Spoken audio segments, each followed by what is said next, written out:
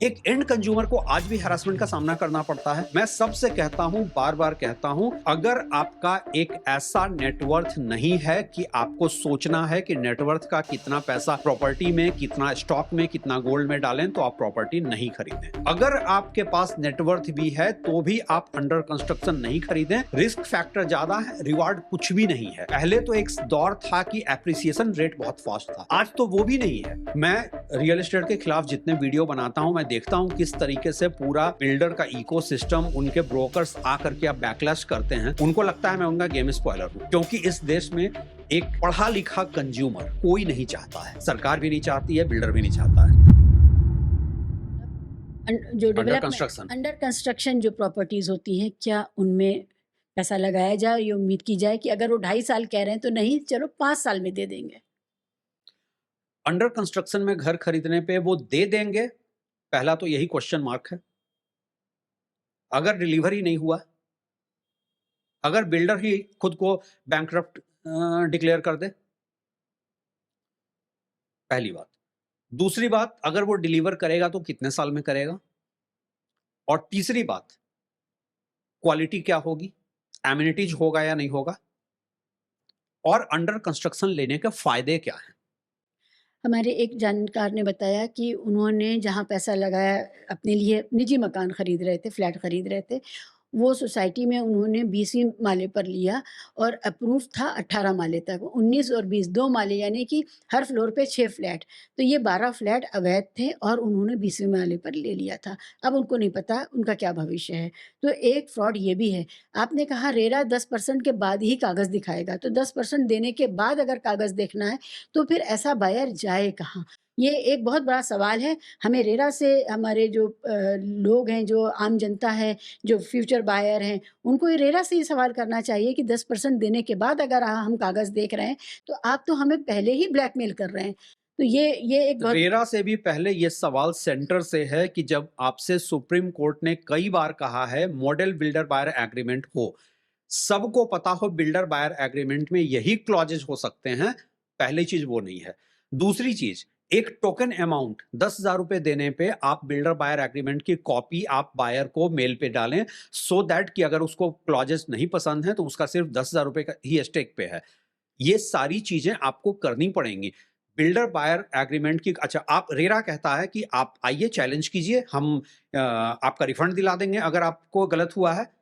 सवाल ये उठता है, अगर मैंने 1 करोड़ के फ्लैट में 10 लाख रुपए दे दिए बिल्डर को और बिल्डर ने फॉरफिट कर लिया, मैं रेरा के पास जाऊंगा, लंबी लड़ाई के बाद रेरा से एक रिफंड ऑर्डर मिलेगा जिसको बिल्डर ऑनर नहीं करेगा, डीएम के ऑफिस में उसका एक्सिक्यूशन नहीं होगा, और ऐसे एक नहीं हजारों मामले हैं। मैं कहती हूँ कि 10,000 रुपए भी क्यों देने पड़े उस कागज़ के लिए, जो एक हाँ, ट्रांसपेरेंसी का बेसिक अब डॉक्यूमेंट आप है। एक चीज समझिए कि पहली बात, रेरा के ऑर्डर एक्सिक्यूट नहीं होंगे, फिर रेरा के बाद रियाट है, फिर हाई कोर्ट है, सुप्रीम कोर्ट है।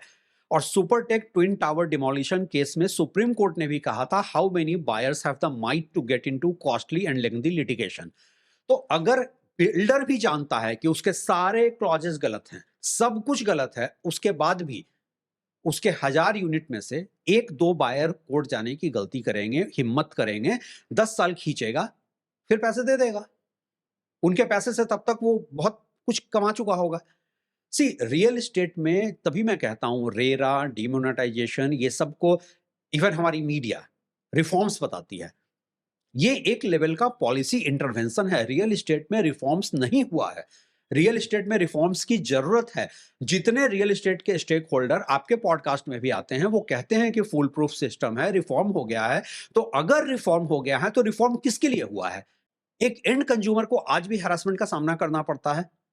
मैं सबसे कहता हूं, बार बार कहता हूं, अगर आपका एक ऐसा नेटवर्थ नहीं है कि आपको सोचना है कि नेटवर्थ का कितना पैसा प्रॉपर्टी में, कितना स्टॉक में, कितना गोल्ड में डालें, तो आप प्रॉपर्टी नहीं खरीदें। अगर आपके पास नेटवर्थ भी है तो भी आप अंडर कंस्ट्रक्शन नहीं खरीदें। रिस्क फैक्टर ज्यादा है, रिवार्ड कुछ भी नहीं है। पहले तो एक दौर था कि एप्रिसिएशन रेट बहुत फास्ट था, आज तो वो भी नहीं है। वो भी नहीं है। तो आप अंडर कंस्ट्रक्शन का सिर्फ एक फायदा है। मुझे इस प्रोजेक्ट का 4th फ्लोर का अपार्टमेंट पसंद है, अभी अंडर कंस्ट्रक्शन में मिल रहा है। रेडी टू मूव में हो सकता है वो सेल हो गया, मुझे 7th पे मिलेगा। सिर्फ यही एक फायदा है और कोई फायदा नहीं है। आम तौर पे ये जो बिल्डर्स जो हैं, जो एक फोमो क्रिएट कर रहे हैं, फियर ऑफ मिसिंग आउट, ये बायर को, देखिए कल से रेट बढ़ रहा है, आप आज ले लीजिए, अगले बायर को अगले दिन फिर वही बोल रहे हैं।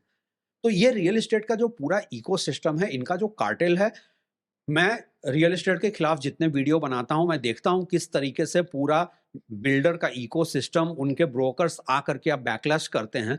उनको लगता है मैं उनका गेम स्पॉइलर हूं, क्योंकि इस देश में एक पढ़ा लिखा कंज्यूमर, कॉन्शियस कंज्यूमर कोई नहीं चाहता है। सरकार भी नहीं चाहती है, बिल्डर भी नहीं चाहता है। एक बात और, इस समय जो बने हुए खड़े मकान हैं, फ्लैट्स हैं सोसाइटीज़ में, डिमांड एंड सप्लाई रेशियो में क्या स्थिति है? डिमांड ज़्यादा है या सप्लाई ज़्यादा है? डिमांड सिर्फ और सिर्फ 0.5% बायर का है। सप्लाई और डिमांड में एक ह्यूज मिसमैच है, और यही वजह है, आपने कभी ऐसे सोचा है 100 करोड़ के 50 करोड़ के घर बिक रहे हैं, लेकिन अफोर्डेबल घर नहीं बिक रहा है, मिड सेगमेंट नहीं बिक रहा है। और बहुत सारे जो कॉन्स्पिरेसी थ्योरी है, मैं उस पर भी बता दूं, एक कॉन्स्पिरेसी थ्योरी ये भी दी जाती है कि नहीं नहीं, 150 करोड़ 200 करोड़ का नहीं बिक रहा है, वो एक्चुअल 40 करोड़ का बिक रहा है। ये सिर्फ और सिर्फ कॉन्स्पिरेसी थ्योरी है। मैंने इस पे बहुत डिटेल में जाकर काम किया है, और मैं छोटा सा आपको फाइनेंशियल कैलकुलेशन बता देता हूं। एक बिल्डर अगर 200 करोड़ का अपार्टमेंट बोल रहा है, 40 करोड़ में बेच रहा है, पहली बात यह है कि उसको 200 करोड़ पे स्टैंप ड्यूटी, कोई भी बायर 40 करोड़ का खरीद कर 200 करोड़ का स्टैंप ड्यूटी नहीं देगा। क्यों देगा? पहली बात। दूसरी बात, उससे भी बड़ा फैक्टर, इसमें तो कई लोग कहेंगे कि चलो बिल्डर से अंडरस्टैंडिंग होगी कि स्टैंप ड्यूटी भी बिल्डर पे कर रहा है। आपको इतना बड़ा अमाउंट रिसीवेबल अगर आपने अपने अकाउंट में नहीं लिया, तो ईडी, इनकम टैक्स सब पीछे लग जाएगा।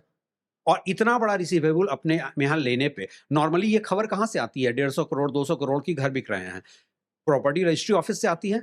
रजिस्ट्री उस रेट पे होता है, इनकम टैक्स के तहत आपको वो पैसा बिल्डर के अकाउंट में डालना है, और बिल्डर के प्रॉफिट मार्जिन में वो आ जाता है। तो बिल्डर एक, मान लिया 200 करोड़ का अपार्टमेंट बोलकर 50 करोड़ में बेच रहा है, 50 करोड़ तो उसका कॉर्पोरेट टैक्स बन गया उस पे।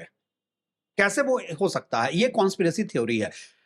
महंगे घर बिक रहे हैं क्योंकि इंडिया में जो ये केस से रिकवरी हुई है, अमीर और अमीर बना है। हालांकि वो रफली जो मैंने कैलकुलेशन किया है, लेस देन 1 लाख है।